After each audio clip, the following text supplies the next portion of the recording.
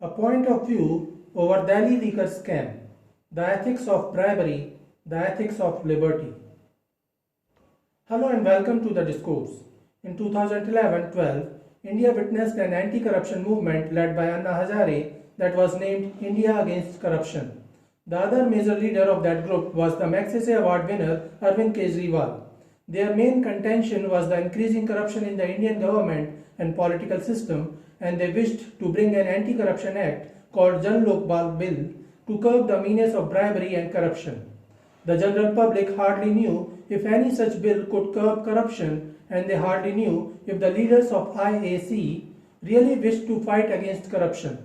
Yet the IAC platform gave them a sense of hope, and the majority of the Indian public supported IAC without thinking about what is bribery, what corruption is, and how it takes its roots, how it develops, and can it be curbed. Despite his promises and vows never to join politics, Arvind Kejriwal made a political party, fought and won elections, and currently he is the ruling Chief Minister of Delhi. The tides have turned, and now almost every major face of the Aam Admi Party, including Manish Sisodia, the former Deputy Chief Minister Satyendar Kumar Jain, Sanjay Singh and Arvind Kejriwal himself are facing corruption charges.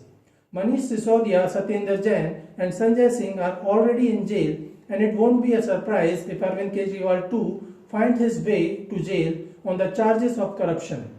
Allegations against AAP leaders. All the major AAP leaders are facing charges of corruption, bribery and money laundering. Satyendar Jain was arrested in May last year in a money laundering case. The Enforcement Directorate had arrested the AAP leader on the charge of laundering money through 4 companies allegedly linked to him. The case is based on a CBI complaint registered on the allegation that Satyendar Jain had acquired movable properties in the name of various persons from February 14, 2015 to May 31, 2017, which he could not satisfactorily account for. The CBI on February 26, 2023 arrested Manish Sisodia, then the Deputy Chief Minister of Delhi, for alleged corruption in the formulation and implementation of the now scrapped Delhi Excise Policy 2021-22. He has been in custody since then. According to the federal investigative agencies, irregularities were committed while modifying the excise policy and undue favors were extended to licensed holders. Recently, Sanjay Singh was also arrested in connection with the Delhi Excise Policy linked money laundering case. Arvind Kejriwal continues to say that he and his party members are the most honest politicians, and he even says that the most corrupt politician in India is Prime Minister Narendra Modi himself. Arvind Kejriwal alleges that all these cases of corruption, bribery and money laundering against his fellow party members are because of political witch hunting. It may be true. It may be the case that the current central government is ignoring some other corruption issues while emphasizing the corruption involving the AAP Delhi government and other state governments of opposing parties. Yet, what cannot be true is that these alleged corrupt leaders are honest. There is ample evidence that suggests that Manish Sisodia and Sanjay Singh took bribes in money in exchange for changing certain legalities to favor particular liquor producers and distributors. In addition, many such liquor producers and distributors have also been arrested, and some of them have turned out to be the ED witnesses against the AAP leaders.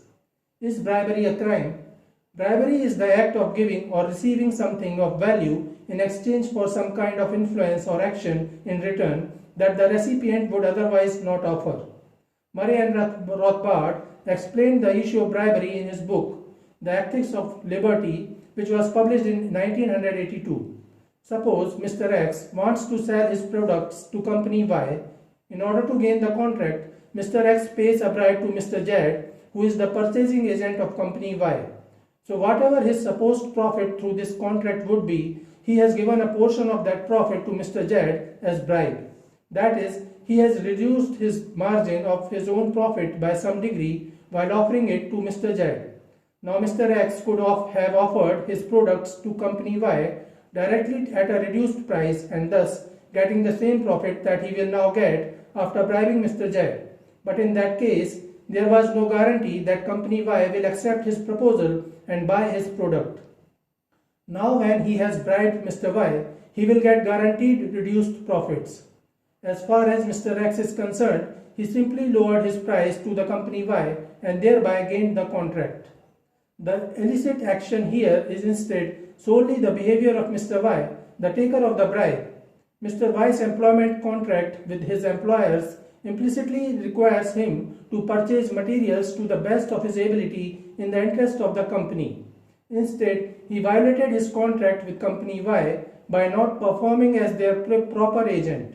Because of the bribe, he either bought from a firm that he would not have dealt with otherwise, or he paid a higher price than he needed to have by the amount of his rebate.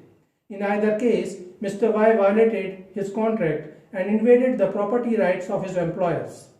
In the case of bribes, therefore, there is nothing illegitimate about the briber, but there is much that is illegitimate about the bribee, the taker of the bribe.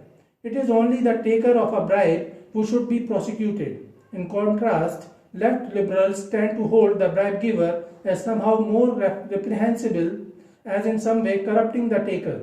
In that way, they deny the free will and the responsibility of each individual for his own actions. In the cases of bribery, the Indian Penal Code considers both the briber and the bribee culprits, and this is why not only the AAP leaders of the Delhi government but also the liquor license holders who bribed were also arrested. However, it is not correct. In this case, Company Y is the general public of Delhi, while the politicians holding the excise portfolio of Delhi, Manish Sisodia and his associates, are Mr. Z, the person employed by the public of Delhi to purchase materials to the best of his ability in the interest of the state or the public of Delhi. Manish Sisodia clearly broke the contract of trust that he vowed to have with the public of Delhi. We often call it the social contract, and thus it is corruption, it is crime. How corruption begins? We live in a democratic country. The government here is of the people, by the people, and for the people. The general citizen of India has a certain kind of influence over the government that he can exercise, the influence of vote. Arvind Kejriwal bribed the general public to receive the votes, the influence of citizens, by promising free electricity, free water, free education, free health care, and so on. These are products and services that are not naturally available. We do not drink untreated water, we use well-treated, clarified water that takes money and resources. Electricity cannot be produced for free. Nobody will agree to teach a student for no money in return, and no doctor will agree to treat a patient free of cost. Yet the politicians promise that they will offer these freebies. Many times they promise direct cash transfers in the people's accounts as help for economically backward people, and so on. All these poor promises and freebies are nothing but bribes that politicians offer to the public to gain their favor and win elections. What it means is that any democracy that works on the idea of social welfare is inherently corrupt, and hence corruption in government is no big deal, rather it is expected. Who is the culprit?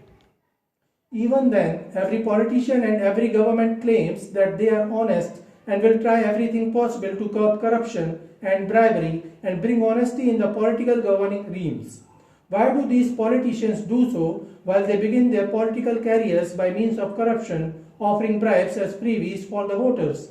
It's all about the appearance of legitimacy of government institutions. Simply put, the activities of politicians and bureaucrats are considered to be legitimate as long as they comply with various laws, rules and regulations which they themselves create. Thus, politicians say the act of bribing a public official, foreign or domestic, is illegal according to the laws made by them.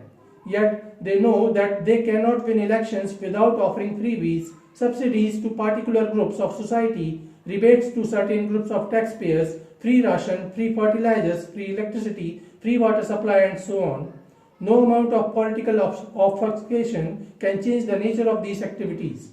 This is bribery in the purest sense of the word, and politicians are the bribe givers.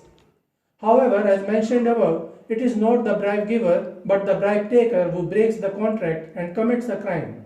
As a voter, each citizen has a contract with the democracy to choose the best, most honest person to hold the most of power.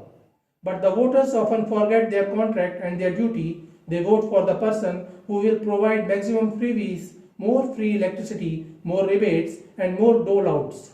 What they do not understand is that the politicians or the government aren't going to give anything free at the expense of their own pockets. Rather, the politicians or the government robs a section of society by offering a little of the robbed money to the other sections as freebies, while it enjoys the remaining. The government acts as the monkey while creating a tussle between the different sections of the society divided on the basis of religion, caste, class, and so on. Government discriminates, government bribes, yet it is all legal. If the same things are done by an individual, they become illegal. If a politician offers cash for votes, it is a crime. But if the same politician offers a free ration, free electricity, and free grains, if he wins, it becomes legal. Politicians benefit from legal bribes which cause tremendous harm to the economic welfare of the general public, while condemning illegal bribes which are far less harmful to the general public.